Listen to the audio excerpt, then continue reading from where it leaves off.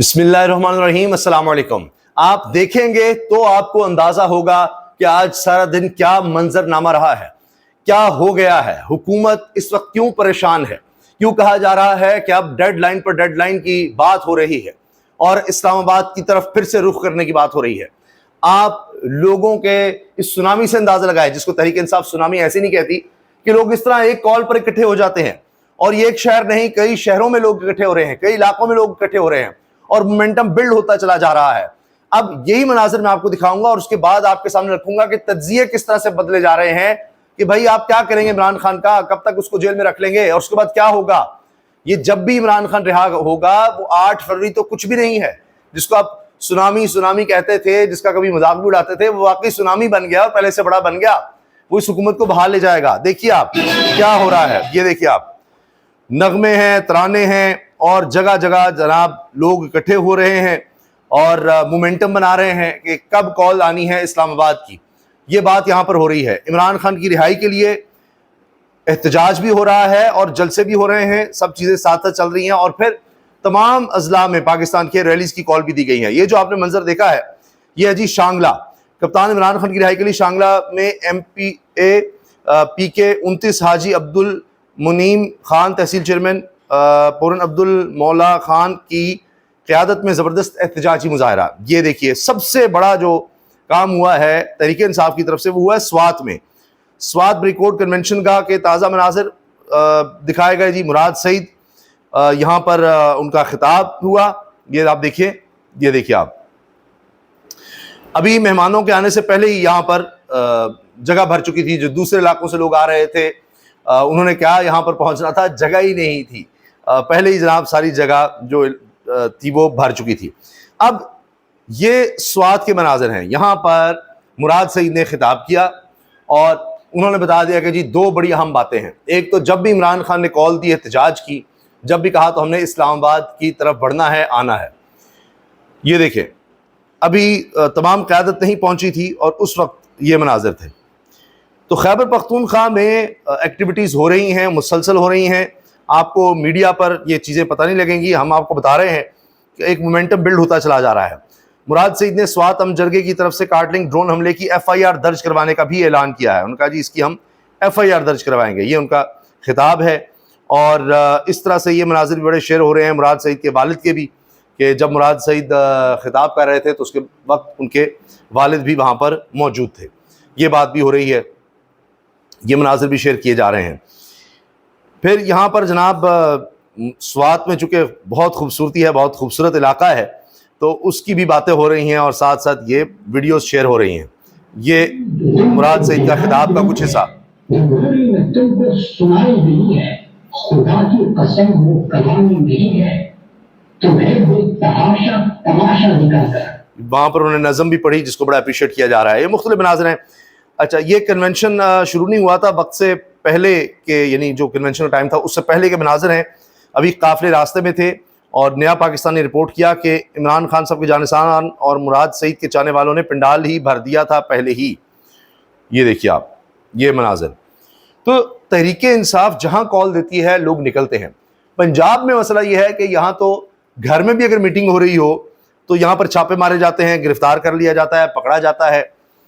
اور اب یہ چونکہ خبریں آ رہی ہیں کہ عمران خان نے ذرا سختی کی ہے بیرسٹر گوہر سے بھی، کہ ابھی تک عالیہ حمزہ کو چیف آرگنائزر کے ساتھ ان کو باقاعدہ نوٹیفائی کر کے اور ایک طاقت کے ساتھ کیوں نہیں ان کو سامنے لایا گیا، ان کی بھرپور اس طرح سے سپورٹ نوٹیفیکیشن کے ساتھ کی جائے۔ تو اب اس طرف بھی چیزیں بڑھ رہی ہیں۔ اچھا، مراد سعید نے پشتو میں بھی خطاب کیا وہاں پر جو لوگ موجود تھے ان سے، اور وہ بھی تحریک انصاف کے لوگ شیئر کر رہے ہیں۔ اچھا، اب جو مطالبات رکھے گئے ہیں وہ ہیں جی 2 فیصلے کر رہے ہیں جرگے میں۔ جب عمران خان کی کال آئے گی پوری قوم اسلام آباد کا رخ کرے گی، یہ میں نے آپ کو پہلے ہی بتا دیا تھا۔ پھر خیبر پختونخوا حکومت اور منتخب ارکان پارلیمان کو کارٹلنگ ڈرون حملے کے متاثرین کی ہر ممکن تعاون کی اپیل، ہم ان کو اکیلا نہیں چھوڑیں گے، یہ مراد سعید نے وہاں پر خطاب میں کہا ہے، جس کو پھر لوگوں نے وہاں پر بڑا اپریشیٹ کیا۔ بسم اللہ الرحمن الرحیم۔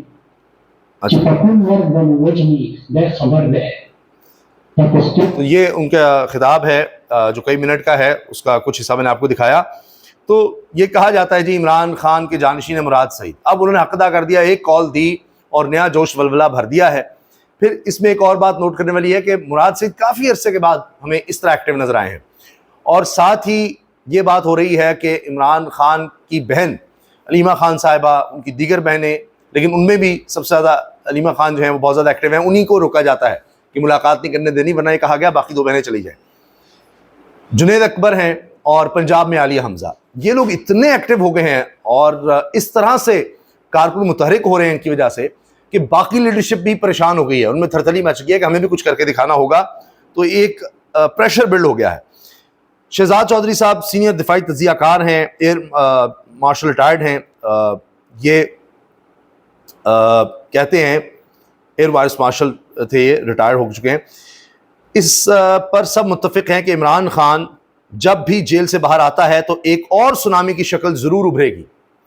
یہ اب دفاعی تجزیہ کار ہیں جو ایئر وائس مارشل کے عہدے پر رہے ہیں، ریٹائر ہوئے، بڑے پڑھے لکھے آدمی ہیں اور کتابوں کا بھی بڑا شوق ہے، تو وہ کہہ رہے ہیں کہ جی یہ تو سارے متفق ہیں، اس کا مطلب یہ ہے کہ ان کے دوست ہوں، مخالف ہوں، سب مانتے ہیں کہ عمران خان جب بھی جیل سے باہر آتا ہے تو ایک اور سونامی کی شکل ضرور ابھرے گی۔ آپ کی بار 8 فروری یا اس سے بڑھ کر اظہار ہوگا۔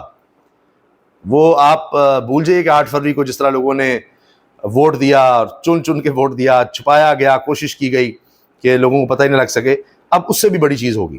بہت سی وجوہات ہیں کیوں لوگ تحریک انصاف کا ساتھ دے رہے ہیں، کیوں آج عمران خان کو یاد کر رہے ہیں۔ میں صرف آپ کے سامنے پنجاب کی بات رکھ دوں تو رضی طاہر صحافی ہیں، یہ لکھتے ہیں مریم سرکار میں کسان کی حالت زار، کھاد مہنگی، بیج نایاب، بجلی مہنگی بھی اور لوڈ شیڈنگ الگ، اور جو فصل تیار ہوتی ہے تو منڈی میں خریدار نہیں، یا پھر ریٹ اتنے کم کہ لاگت بھی پوری نہ ہو۔ تحریک انصاف کے دور کسان دوست کیوں تھا؟ تحریک انصاف کے دور میں گندم اور گنے کی کسان کو بروقت مناسب اور قبل از وقت اعلان کردہ قیمت ملی، گندم کی سرکاری خریداری بہتر ہوئی۔ 2، تحریک انصاف نے کھاد، بیج اور دیگر زرعی سہولیات پر سبسڈی کا نظام متعارف کروایا جس سے کسان کی لاگت میں کچھ کمی آئی۔ 3، تحریک انصاف نے کچھ حد تک آڑتی مافیا کو قابو کرنے کی کوشش کی تاکہ کسان کو منڈی میں بہتر قیمت ملے۔ بدقسمتی سے آج سونا اگلتی فصل کے مالک کسان کو آڑتیوں، مڈل مین اور حکومتی بے حسی کا غلام بنا دیا گیا ہے۔ یہ جی رضی طاہر صاحب نے لکھا ہے۔ مظہر عباس صاحب کا تجزیہ آخر میں سن لیجئے، کہتے ہیں جو چیز اسٹیبلشمنٹ کے حق میں نہیں جا رہی وہ یہ ہے کہ آپ عمران خان کا کریں گے کیا؟ عمران خان کو کب تک جیل میں رکھیں گے؟ ان کے ووٹ بینک کو کیسے ختم کریں گے؟ اب یہ پچھلے 3 سال سے تو ہو چکا ہے، بڑی کوششیں ہو چکی ہیں، سب کچھ کر کے دیکھ لیا، پارٹی توڑی، لوگ پکڑے گئے، ان سے پارٹی چھڑوائی، نئی پارٹیاں بنائیں، پرویز خٹک کی صورت میں تحریک انصاف پارلیمنٹیرین، ادھر علیم خان، جہانگیر ترین کی صورت میں استحکام پاکستان پارٹی، اس کے لوگ بھی ادھر ادھر ہو گئے، جو اس کا سربراہ تھا وہی چھوڑ کر چلا گیا، جہانگیر ترین صاحب ہی نکل گئے سیاست سے، تو یہ حال ہوتا رہا۔ اور بھی بڑا کچھ کیا گیا، بلے کا نشان چھینا، یعنی جو شخص جس ادارے میں بیٹھا تھا جو کر سکتا تھا، پولیس سے لے کر جتنے بھی ادارے تھے سب نے کچھ کر کے دیکھ لیا، مگر بات آپ دیکھ لیجئے، کوئی بھی پروگرام آپ اٹھا لیں بات وہیں کی ہوگی، تحریک انصاف کی، قیدی نمبر 804 کی، اڈیالہ جیل کی۔ تو کہتے ہیں کہ آپ اس کے ووٹ بینک کو کیسے ختم کریں گے؟ یہ وہ سوال ہے جس کا جواب نہ ان کے پاس ہے نہ حکومت کے پاس۔ باقی لیڈرز میٹر نہیں کرتے، میٹر صرف عمران خان کرتا ہے۔ مظہر عباس، نہیں جی، صرف عمران خان میٹر کرتا ہے، اور یہی اس حکومت کا المیہ ہے کہ اب کریں تو کریں کیا۔ اجازت دیجیے، اللہ حافظ۔